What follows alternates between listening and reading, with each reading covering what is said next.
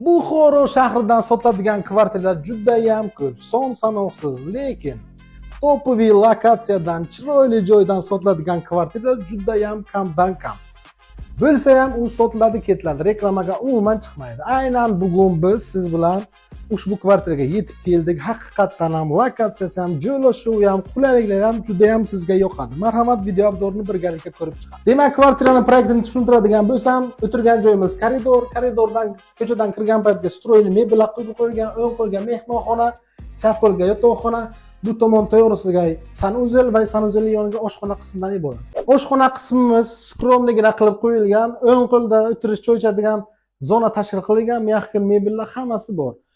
Chap qo'limizda kuxni naborlar ikki etajli qilib qo'yilgan, kir mashina, moyka, gaz, paz hammasidan biror narsadan muammosi yo'q. Qo'shimchasiga kelsangiz ko'rasiz, balkon qismiga ham ega. Kvartiramizning sanuzel qismi to'liq kafelashtirilgan.